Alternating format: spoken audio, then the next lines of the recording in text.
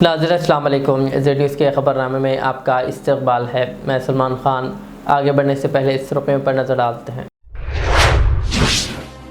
रियासती हुकूमत Indira housing scheme के तहत मरकज़ी फ़ंड्स का कर रही है इंतज़ार। वज़ीर पोंगुलेटी श्रीनिवास रेड्डी का बयान। कहा, अगर आइंदा 15 था 20 दिन में मरकज़ फ़ंड जारी ना करे तो रियासती हुकूमत खुद यह रकम अदा करेगी। जे चुका राव देवादुला लिफ्ट इरिगेशन स्कीम को दिसंबर 2027 तक मुकम्मिल कर लिया जाएगा। वज़ीर आपाशी उत्तम कुमार रेड्डी का इजलास। वुज़रा पूनम प्रभाकर और सीताक्का समेत दीगर की शिरकत। करीमनगर पार्लियामेंट हदूद के तंजीमी उमूर पर वज़ीर पूनम प्रभाकर के दफ्तर में इजलास। KTR ने तेलंगाना भवन में सनत नगर हल्के के अहम कायदीन से खिताब करते हुए SIR प्रोग्राम पर बूथ लेवल असिस्टेंट्स को रहनुमाई फराहम की। तेलंगाना में SIR प्रोग्राम का आगाज़ 25 जून से होगा। वोटर अपनी तफसीलात तैयार रखें और BLOs की जानिब से दिए जाने वाले फॉर्म को पूरा करें। ईंधन की कीमतों में इजाफे से रोज़मर्रा इस्तेमाल की तमाम अशिया महंगी हो जाएगी। इसका बराह रास्त बोझ आवाम पर पड़ेगा। बैरिस्टर अवैसी ने कहा, यह सूरत हाल मोदी हुकूमत की गलत मुआशी पॉलिसी का नतीजा है। बंडी संजय के बेटे के खिलाफ पुलिस ने मुल्क से फरार होने से रोकने के लिए नोटिस कर दिया जारी।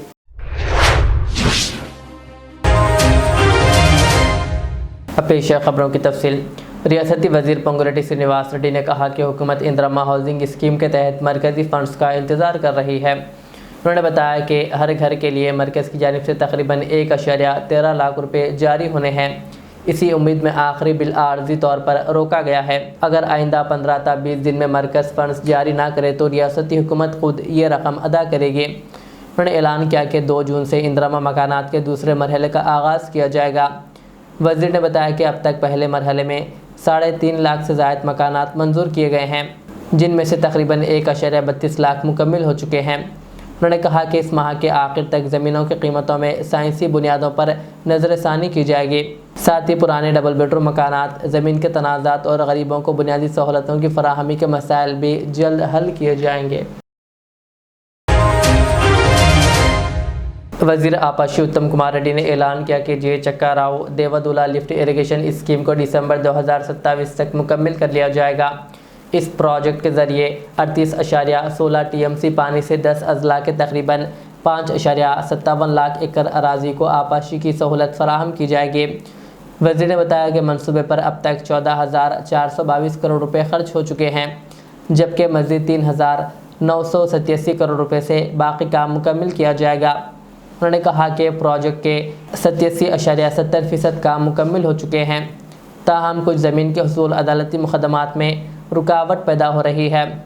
वज़ीर ने अहदेदारों को हिदायत दी है कि सुस्त रफ्तार कॉन्ट्रैक्टर्स के मुआहदे मनसूख करके नए टेंडर तलब किए जाएँ ताकि मनसूबा मुकर्रर वक्त में मुकम्मिल हो सके। उन्होंने कहा कि इस प्रोजेक्ट से न सिर्फ लाखों एकड़ ज़मीन को आपाशी मिलेगी, बल्कि कई देहात में पीने के पानी की सहूलत भी मैसर होगी। इस इजलास में वुज़रा पूनम प्रभाकर और सीताक्का समेत दीगर अहदेदारों ने शिरकत की। करीमनगर पार्लियामेंट हदूद के तंजीमी उमूर पर वज़ीर पूनम प्रभाकर के दफ्तर में एक अहम इजलास मुनक़िद हुआ। इजलास से पार्टी इंचार्जेस, ऑब्जर्वर्स और अहम कांग्रेस कायदीन ने शिरकत की। इस मौके पर पार्टी तंजीम को मजबूत बनाने, हुकूमती फलाही स्कीमों को आवाम तक पहुँचाने और हर मंडल में पार्टी इजलास मुनक़िद करने पर तबादिल ख्याल किया गया। इजलास में SIR के मामले पर कायदीन को चौकस रहने की हिदायत दी गई। बादशाह AICC in-charge Meenakshi Natarajan, TPCC chief Mahesh Kumar Goud और AICC सेक्रेटरी सचिन सावंत के साथ जूम मीटिंग मुनक़िद हुई, जिसमें हर असम्बली हल्के में तकर्रुरियाँ मंडल कमेटियाँ जल्द मुकम्मिल करने की हिदायत दी गई। BRS के वर्किंग सदर KTR ने तेलंगाना भवन में सनत नगर असम्बली हल्के के अहम कारकुनान के इजलास में शिरकत करते हुए SIR program booth level assistants को रहनुमाई फराहम किए। इजलास में साबिक़ वज़ीर तलसानी श्रीनिवास यादव और दीगर BRS कायदीन भी मौजूद थे। KTR ने कहा कि तेलंगाना भर में कांग्रेस हटाओ KCR लाओ की सोच मजबूत हो रही है। उन्होंने इल्ज़ाम लगाया कि SIR अमल को बाज़ रियासतों में अपोजिशन और इलाक़ाई जमातों के हामी वोटर्स के नाम हज़फ करने के लिए इस्तेमाल किया जा रहा है, इसलिए ये अमल शफ़ाफ़ होना चाहिए। KTR ने कहा कि कांग्रेस हुकूमत अवामी मसाइल के हल करने में नाकाम रही।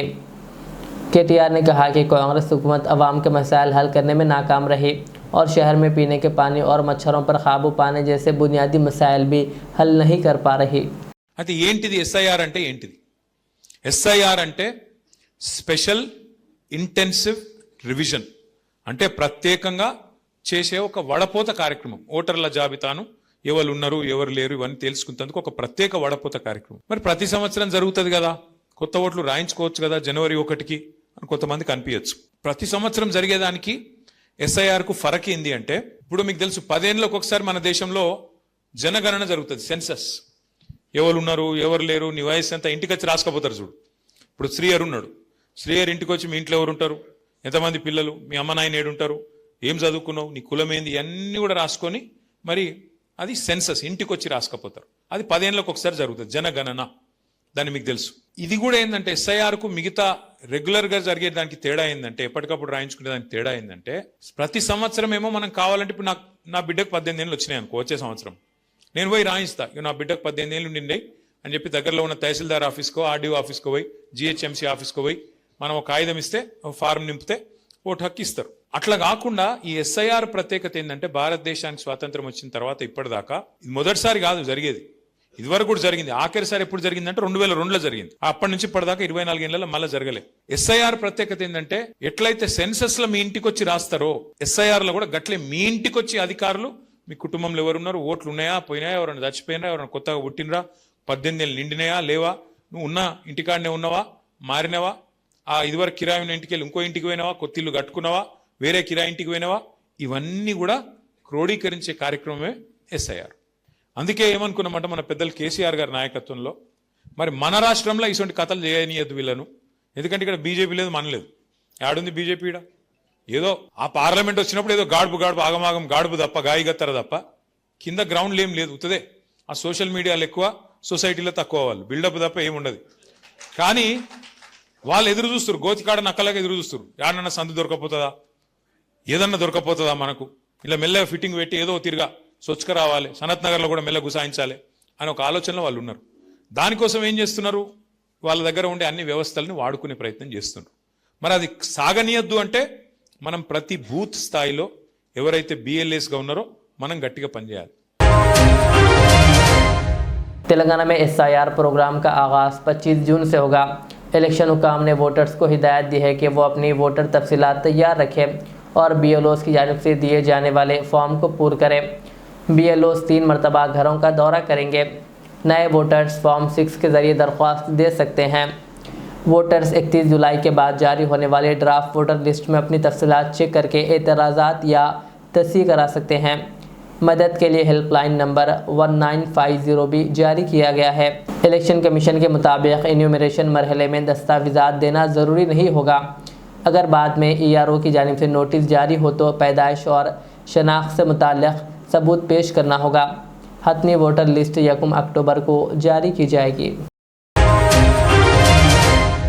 सदर मजलिस बैरिस्टर असदुद्दीन अवैसी ने पेट्रोल और डीजल की कीमतों में इजाफे पर मरकज़ी हुकूमत को शदीद तनक़ीद का निशाना बनाया।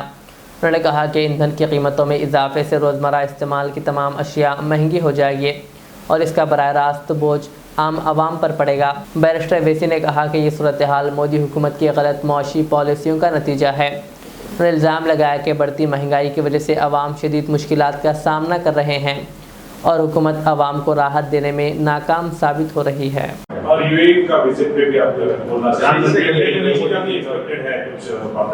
प्रमोद जी के सवाल को। एक बात सुनिए, आप लोग खुश हैं पेट्रोल की कीमत बढ़ गई बोल के?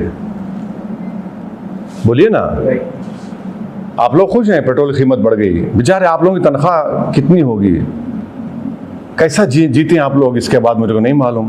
3 रुपये शायद हैदराबाद में बढ़ गए, 3 रुपये 4 रुपये, हाँ 3 रुपये पेट्रोल पे, खाली 3 रुपये पेट्रोल पे नहीं बढ़ रहे हैं। अब इसका इन्फ्लेशन बढ़ेगा, इसका इफेक्ट होगा तरकारी के ऊपर, इसका इफेक्ट होगा हर खाने की चीज़ों के ऊपर। गरीब की तनख्वाह तो नहीं बढ़ रही है, क्या जर्नलिस्ट की तनख्वाह बढ़ रही है?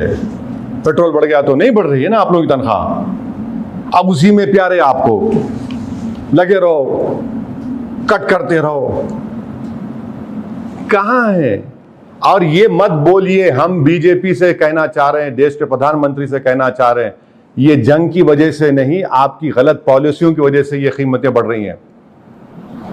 11 साल से अब सरकार में स्ट्रेटेजिक पेट्रोलियम रिजर्व्स कितना है हमारे पास, क्यों नहीं बढ़ाया उसको आपने? कितना 70 दिन 70 डेज क्या हमारे पास स्ट्रेटेजिक पेट्रोलियम रिजर्व्स है, क्यों नहीं बढ़ाया आपने 11 साल में? जंग तो खत्म के करीब हो गई ना, तो अब क्या होगा बताइए? अच्छा, दूसरी चीज, फर्टिलाइजर इस्तेमाल मत करो बोल रहे प्रधानमंत्री। हाँ, तो किसान की यील्ड इससे मुतासिर नहीं होगी, बताइए आप। किसानों से फर्टिलाइजर इस्तेमाल मत करो, क्लैरिफाई करो क्या करेगा किसान की ये तो रोजी रोटी का मसला है ना। आप कह रहे फर्टिलाइजर इस्तेमाल मत करो, फिर यील्ड क्या आएगी किसान को? खाएंगे क्या लोग? और ये हिमाकत श्रीलंका ने की थी, देख लिया श्रीलंका में, क्या श्रीलंका तो नहीं है ये, 130 करोड़ का देश है ये। तो ये सब जो आज पेट्रोल की कीमत बढ़ रही है, जो फर्टिलाइजर इस्तेमाल नहीं करने की बात हो रही है, ये 11 साल का आपका खमियाजा देश की जनता भुगत रही है। अफसोस इस बात का है कि नीट का एग्जाम भी अब दोबारा हो रहा है। अब उन बच्चों पे क्या गुजर रही होगी, उनके पेरेंट्स पर क्या गुजर रही होगी। और माशाल्लाह से चैनल पे तो जिक्र ही नहीं है, नीट टाइम हो गया, शायद उसमें टीआरपी नहीं आती होगी। बीआरएस के वर्किंग सदर केटीआर ने तेलंगाना भवन में हैदराबाद और सिकंदराबाद पार्लिमानी हलकों के असेंबली इंचार्जेस के साथ एक अहम इजलास मुनक़िद किया। इजलास में पार्टी के एमएलए, सीनियर कायदीन, कंटेनमेंट बोर्ड अराकीन और हल्का इंचार्जेस ने शिरकत की।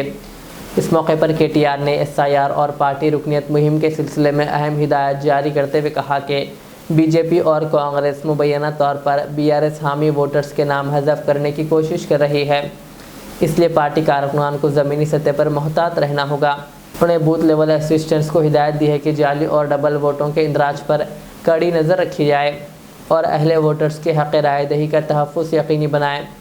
केटीआर ने कॉरपोरेटर उम्मीदवारों से भी कहा कि वह अवाम के दरमियान रहते हुए कांग्रेस और बीजेपी की अवाम मुखालिफ पॉलिसियों को बेनकाब करें।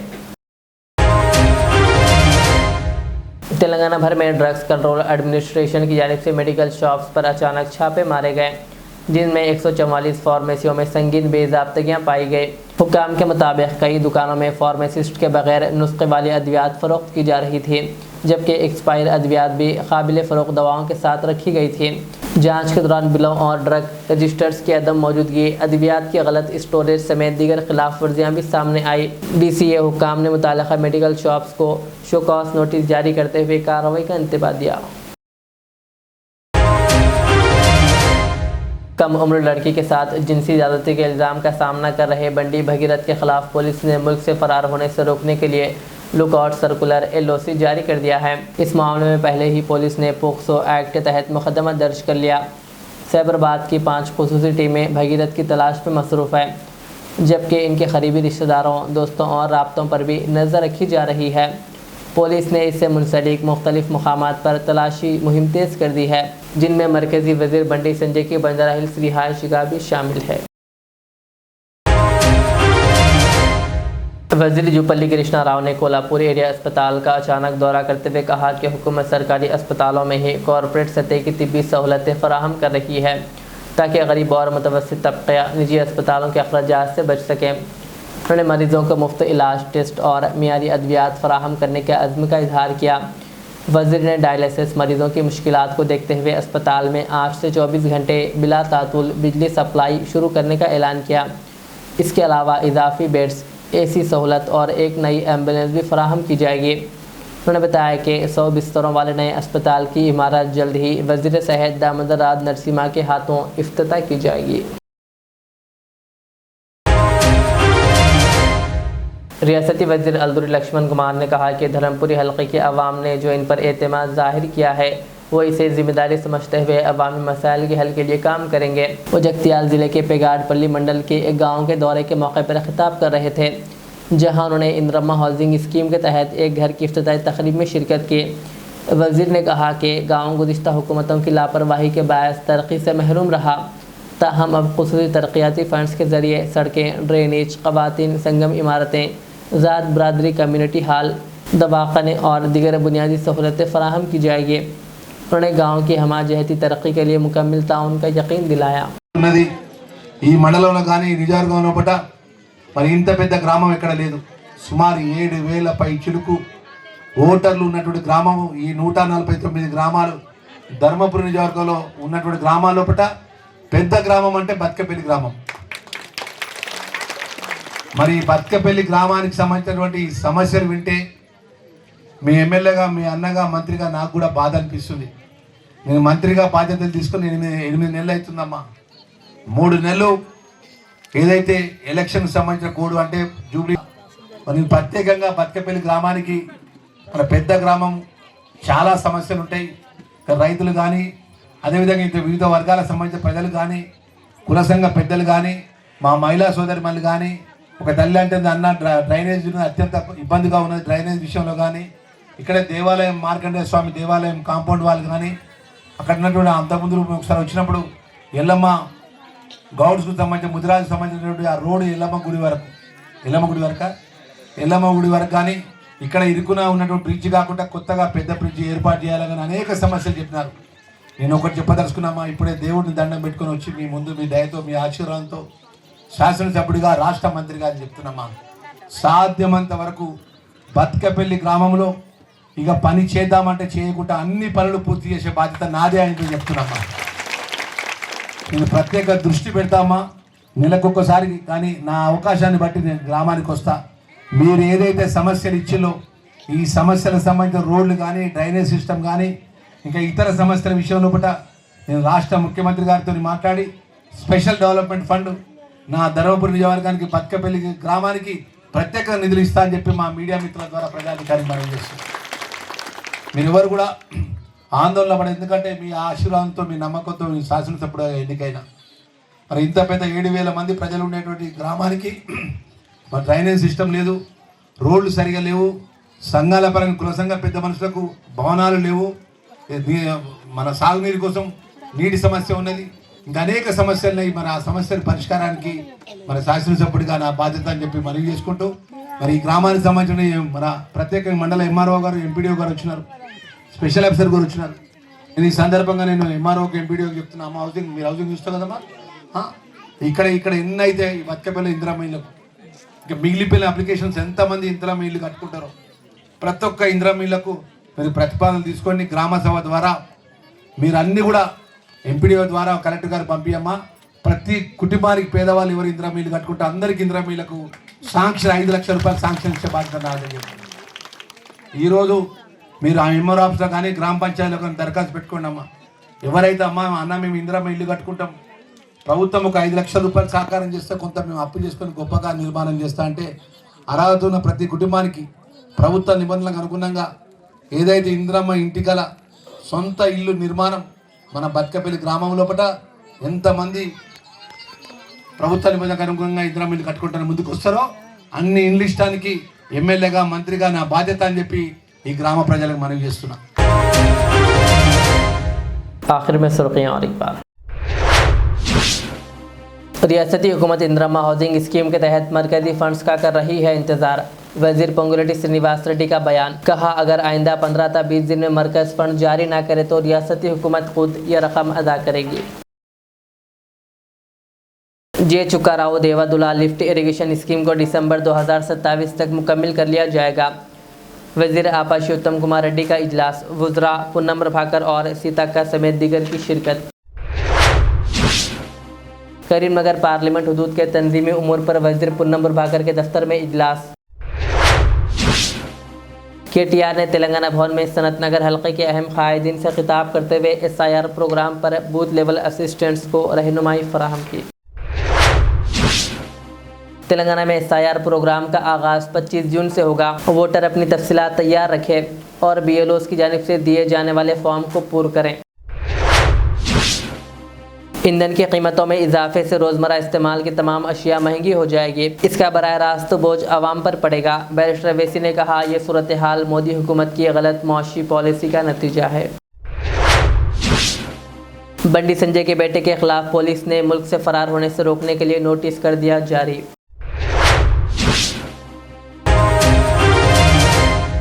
ये थी आज के दिन भर की हमारी खबरें। मुझे इजाज़त दीजिए। हमारे चैनल को यूट्यूब पर सब्सक्राइब, फेसबुक पर लाइक शेयर ज़रूर करें। अल्लाह हाफिज़। रियाज इस्लामिक स्कूल तालीमी मैदान में एक नया इनकलाब। इस्लामिक और मॉडर्न एजुकेशन की अजीम दरसगाह। 23 साल तजुर्बे के बाद तलबा और तालिबात के लिए रियाज इस्लामिक स्कूल पेश करता है हिफ्ज़ कुरान, नाज़िरा कुरान क़ायदे के अलावा नर्सरी ता 10वीं जमात तक की तालीम का बेहतरीन नज़्म। बच्चों के लिए हॉस्टल की सहूलत, मुस्तहिक़ तलबा के लिए खुसूसी रियायत, तलबा और तालिबात के लिए अलहदा क्लासेस के माकूल नज़्म, खुसूसी computer classes, hardware and software training, बच्चों में तहरीरी और तकरीरी सलाहियतों को उजागर करने के लिए हफ्तावारी प्रोग्राम, काबिल और मुशफ़िक़ असातिज़ा इकराम की निगरानी में बेहतरीन तालीम नज़्म। सुबह 8 बजे तक शाम 4:30 बजे दाखिले जारी हैं। उजलत कीजिए। Riyaz Islamic school, opposite lane, new SR petrol pump, Vattepally, Hyderabad.